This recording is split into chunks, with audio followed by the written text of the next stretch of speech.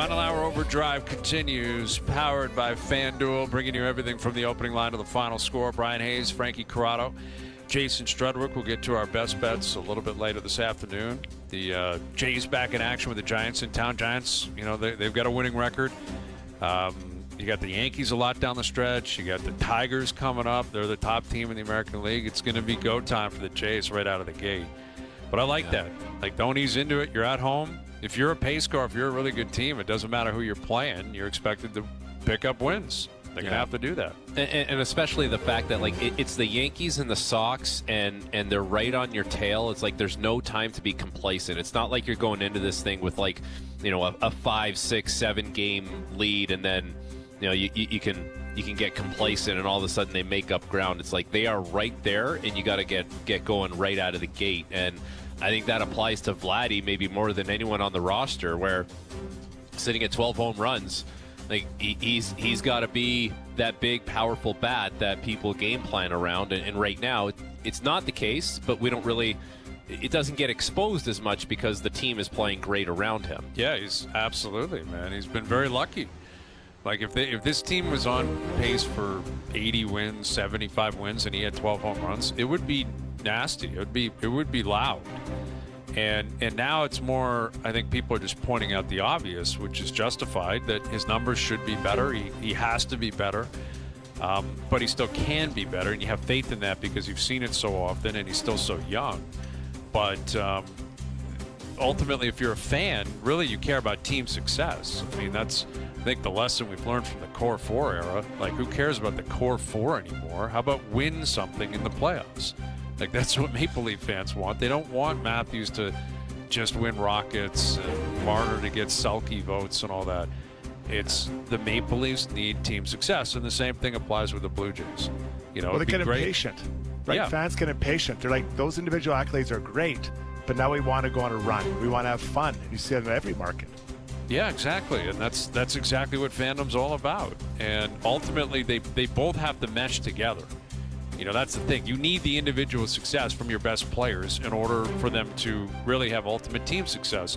And I think that's where the Vladdy conversation ultimately collides with team success. Is like, if it's going to really take off in the future, they've both got to pop. Like, there's just no way they're going to be a World Series contending team with Vladdy being a good hitter. Like, that just it can't happen. He's got to be great. He's got to be, like last year, by the end of the year, he's one of the 7 or 8 best bats in baseball. And there were times where he was legitimately the most dangerous at bat in baseball. Like, he was as tough as anybody to get out. You knew he was going to register hits. You knew he was going to produce runs. And that's got to be revived. And if it does, and you coincide that or marry that with a team that's, you know, showing depth and showing fundamentals and playing aggressively like they have all year, that's going to go a long way. Yeah, and it could be one of those things where, like Jim Duquette mentioned, by the end of the season, maybe the numbers are what they're supposed to be for Vladdy, but maybe on the lower side of what they're supposed to be. Like, there's always that range, right? Like, this is a great year, this is a good year. That's a great question, Struddy, because he's at 12 home runs right now. I can't imagine he gets to 40, but he can get somewhere into the mid-30s, I would think, or pushing up on 40. He's got to be able to. He's got to double his current home run production. Like, by the end of the year, you got to have 24 or 25 minimum. Like, you know, that's minimum. That's just doing what you did, yes. Right? Like, I think he's got to do what he did, plus make up some ground based on what you didn't do in the first half. He's very capable of doing that. Like, a guy like him, you get hot, you can hit 12 home runs in a month. Like, no problem. You know, you get red hot, you have a couple of 2 home run games, and all of a sudden the bat's starting to heat up. Yeah, I agree. I think the total's got to be 25 is the start. Like, you got to have 25 in the bank by the end of the year. But just like we said with the Leafs, right? Like, fans don't necessarily. No one throws a parade for 60 goals. No one throws a parade for Selke votes. They throw parades for teams that win. Mm-hmm. So, as long as Vladdy's pulling his weight and the team wins, we're not really gonna. I don't know. We're not gonna disparage it. The team is winning. It really gets exposed if the team, you know, comes out in the second half here and doesn't win, and all of a sudden it's like we're we're a month down the road and they're 5 games back of the Yankees, and it's like, well, you're not climbing out of that unless Vladdy goes on a heater now. But look at Aaron Judge, what he's doing in New York. He's hitting, and the team has won quite a bit with him there. Yeah, no, exactly. That's what's going to be needed, and ultimately they need. I think the Blue Jays are in a position here, and Keegan was talking about it yesterday, where you need to be aggressive and be greedy and be thinking of running away with the division. You know, don't just hold on with a 2-game lead over the Yankees. You know, chase 93 wins, 94, 95 wins. Try to really secure your spot, and not only by winning the division, but maybe your top 2 seed in the American League. Then you avoid the wild card round altogether. I mean, that's where Vladdy factors in. Like, everything just continues to move.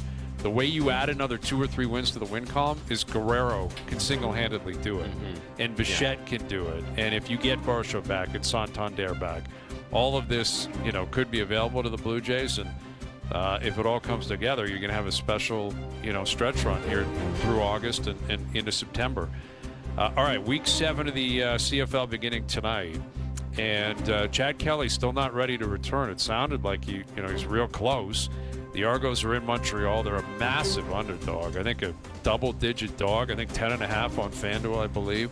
Alouettes 3-2. They've off to a pretty good start. The East, seemingly like every other year, is more watered down than the West. Here's our CFL, NFL reporter and insider. Here's Dave Naylor. How you doing, Nail Gun? Hey, Bryan. You mentioned the West's dominance over the East in the CFL. This has been one of these things that I always get asked about, like why? And I have no answer. I've tried to answer it a million times. There was a period in like the last 4 or 5 years where, like, for a year, remember when the Golden State Warriors were just rocking, like just steamrolling everybody? Like, there were complaints that the NBA had become non-competitive because of the Golden State Warriors, right? Around that time, for about a year and a half, the West had a higher win percentage against the East in the CFL than the Golden State Warriors did in the NBA. Wow. Wow. I can't, and I can tell you why Golden State had that win percentage. I can't tell you why CFL West did. I'm not sure either, and yet you get to the Grey Cup, and the Argos would sneak in a win, and it would obviously, you get to a 1-game playoff, and anything can happen. And even in the West, with that being the case, like the depth, it seems like Winnipeg has just been the pace car for so long. But you look at the Argos, and there's been a lot of discussion about how many guys they've lost, and especially on the defensive side of things. And they're 1-4. They're in tough. They're waiting for Kelly to return. As we said, the East, it does not appear as if anyone's going to run away with this. It's still possible. It's early in the season. But